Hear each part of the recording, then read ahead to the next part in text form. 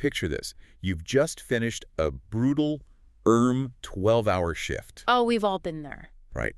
Your on-call pager has finally gone quiet, your feet are absolutely aching, and you sit down in the registrar's office to tackle that mountain of admin you've been putting off all day. The worst part of the day. It really is. So you open your inbox, and there it is. Another overly enthusiastic email from the hospital trust's IT department. Let me guess. Revolutionary new AI tool. You know it. Subject line. Revolutionary new AI tool integration to optimize your clinical workflow. It promises to seamlessly integrate into your day, cut your charting time in half, and essentially solve, every systemic problem in modern medicine with an algorithm. Yeah, if only it were that simple. Exactly. And if you're a busy surgeon or a senior medical professional right now, you are probably seeing this exact scenario play out on a weekly basis. We're experiencing this massive influx of clinical AI solutions arriving in our departments. Far faster than we can evaluate them. Much faster. The promises from the vendors are always grand, but the reality on the ground is often profoundly different. So today, our mission is to build you a highly practical, repeatable filter. Right. We're going to establish exactly how you separate the AI tools that genuinely make patient care safer and more humane from the ones that, quietly make your life infinitely worse. And that is genuinely the most pressing challenge we face across the profession right now. We really have to move past the initial hype, entirely past the glossy vendor cheerleading. And the cynicism, too. Absolutely. Past the baseline cynicism that many seasoned clinicians naturally develop after surviving, 5 different revolutionary electronic health record rollouts. Oh, the EHR rollouts. Don't remind me. Nightmare, right. But we need to strip all of that noise away and focus entirely on one singular, unforgiving metric. Does this tool actually survive the reality of a busy afternoon fracture clinic? Yeah. Because if it can't survive the pressure, the constant interruptions, and the sheer cognitive load of a chaotic hospital environment. It's not a tool. Exactly. It's not a clinical tool. It's just a theoretical exercise sitting on a server somewhere. So let's start at the very beginning of the clinical AI journey, which is almost always the vendor pitch. I think we've all been trapped in this specific scenario. In the boardroom. In the boardroom. You're sitting in a 30-minute presentation. The slides are gorgeous. The presenter is confident, articulate, and the use case they're demonstrating looks absolutely perfect. Usually something like automatically measuring angles on orthopedic x-rays. Right. And by minute 5, you're nodding along, thinking, well, this might actually save me time. But then you ask the critical question. Walk me through the minutes. Yes. Walk me through, minute by minute, what I actually do between patient number 3 and patient number 4 to use this. And suddenly, the confident presenter starts talking about opening new tabs and authenticating credentials. And the room just goes completely quiet. Completely silent. Because that's the exact moment the illusion shatters. What you're describing there is what we call the demo gap. The demo, right. It's this vast, often entirely unacknowledged chasm between a highly controlled software demonstration and our chaotic clinical reality. Because in a demo, everything is perfectly curated. Meticulously.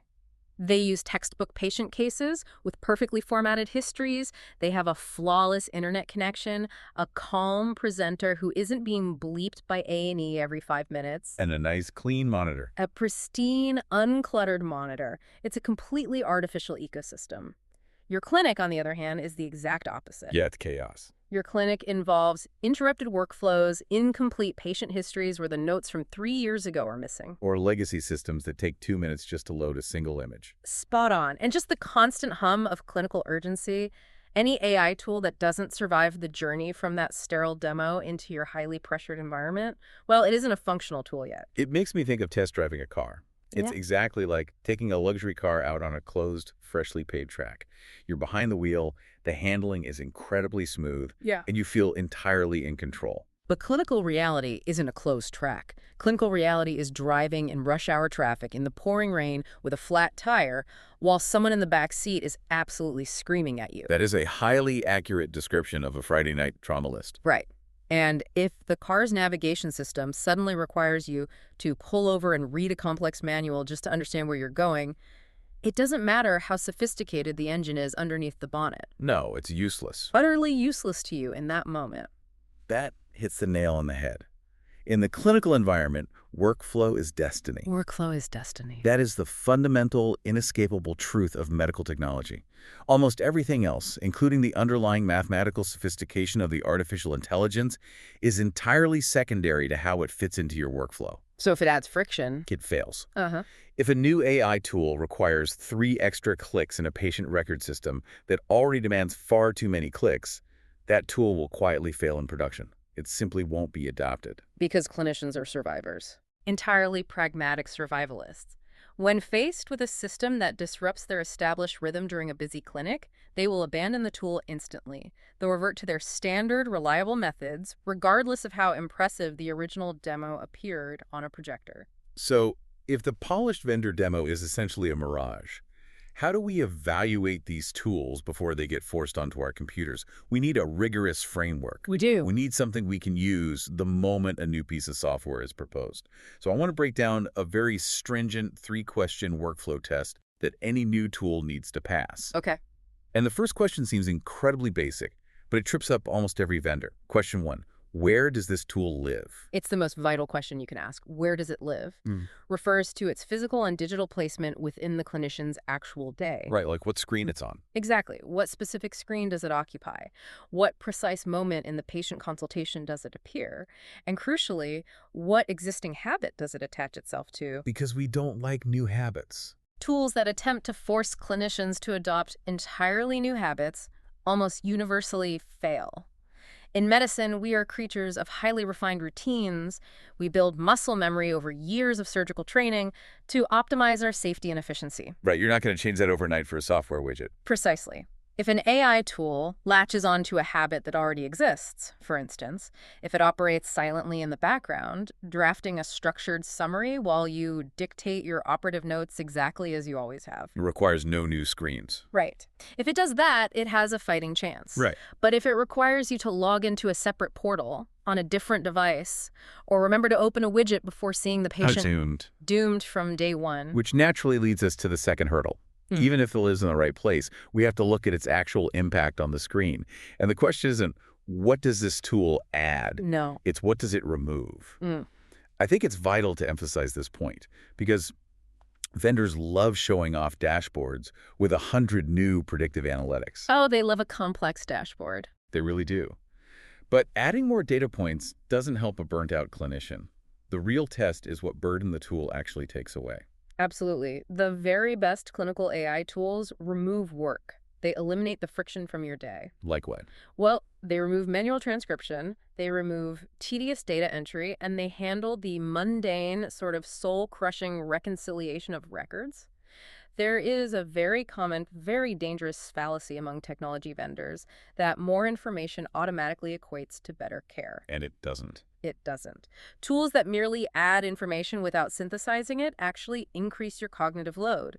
Let's say an AI analyses an MRI report and flags 15 different mathematically generated risk factors in bright red text on your screen. Just a wall of red warnings. Right. It hasn't helped you. It has just given you, the surgeon, 15 new things you must consciously read, evaluate, and legally dismiss before you can treat the patient. Which takes time. It makes the care slower, it exhausts the clinician, and ultimately it makes the care worse, even if the underlying AI is technically brilliant. You want tools that synthesize and subtract, not tools that just yell more data at you. That makes so much sense. And that perfectly sets up the third and perhaps most terrifying question of the test. What happens when the tool is wrong? Because every tool inevitably will be. We're dealing with probabilistic models, not certainties. The algorithm will hallucinate or miscalculate eventually. Without a doubt. But there's a vital difference here between a tool failing loudly versus a tool failing quietly. This is, without a doubt, the most critical safety distinction in clinical AI today. A loud failure versus a quiet one. Exactly. A loud failure is an error that is immediately obvious and clinically absurd. Give me an example. Okay, for example, if an AI system reviews an X-ray of a simple, undisplaced clavicle fracture and generates a surgical plan for a total shoulder replacement. Right, you'd spot that instantly. You spot the error instantly, you laugh at it, dismiss it, and move on. The risk to the patient is practically zero because human judgment catches the absurdity immediately. But a quiet failure is different. A quiet failure is insidious. This occurs when the AI makes a subtle, highly plausible error. Perhaps it miscalculates a tibial osteotomy angle by just 2 or 3 degrees. Which is hard to eyeball. Very hard.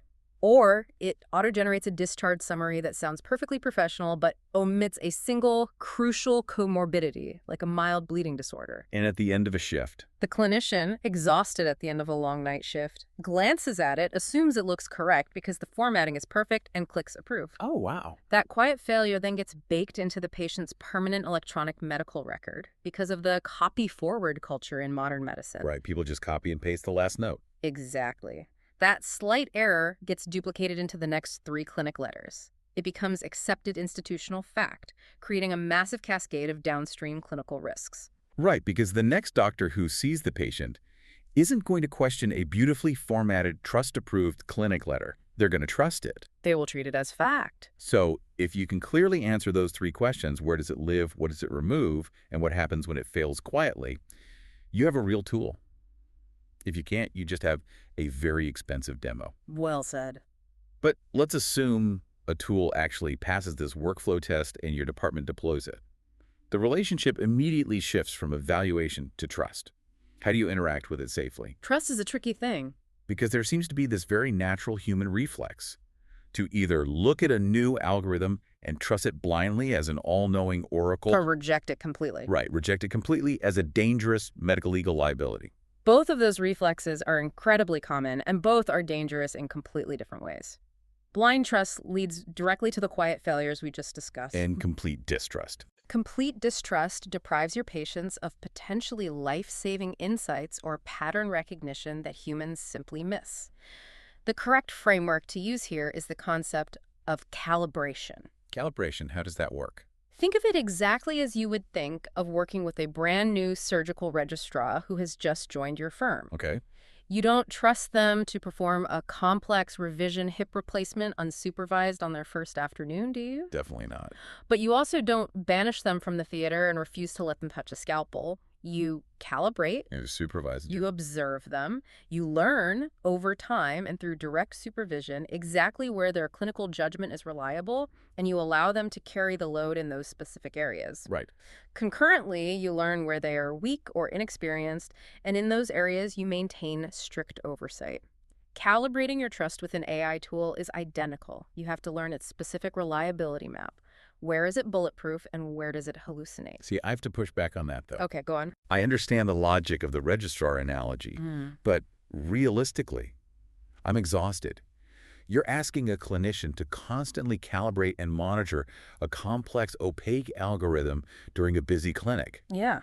I've got a waiting room full of anxious patients, nurses asking for prescribing decisions, my pager's going off, and now I have to act as a quality assurance tester for a software update. That's a lot to ask. It feels like putting the burden of trust calibration on the individual clinician in real time is a guaranteed recipe for immense burnout. You're exactly right, and you absolutely shouldn't have to do that. Really, expecting the individual clinician to perform that real-time calibration while actively treating patients is a profound systemic failure. This is where we have to separate individual responsibility from institutional responsibility. Explain that distinction. Trust calibration is and must be an institutional responsibility. It is frankly negligent for a hospital trust to buy an AI tool, turn it on, and simply tell its doctors, here you go, figure out when it works and when it doesn't. Which happens all the time. Far too often. The institution itself must conduct structured, rigorous evaluations in simulated environments long before it ever touches a live patient record. So the department needs to map the failures. The department must map out the failure points. They need to know that the tool struggles with pediatric x-rays or that it tends to hallucinate in patients with complex multimorbidities. Right. And then they must actively share those reliability maps with the clinical staff. Leaving a surgeon to discover an AI's blind spots by trial and error at 3 in the morning is entirely unacceptable. That completely shifts how we should view deployment. It's not just about procuring the software, it's about building the institutional infrastructure to support its safe use. Precisely. And that naturally brings us to the final and undoubtedly most critical piece of the puzzle. Control. Yes, autonomy. Right. If we know through institutional calibration when the AI is right or wrong, how much stewarding power do we actually hand over to it? Because the hardest question in clinical AI isn't about the algorithm's diagnostic accuracy, it's about autonomy. Autonomy is the ultimate frontier we are wrestling with.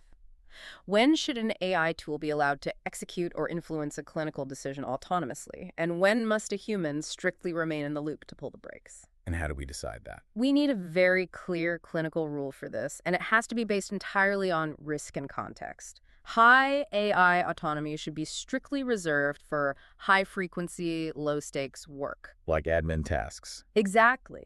Sorting administrative messages, drafting routine post-operative notes for standard procedures, or flagging perfectly obvious, non-urgent points on standard imaging.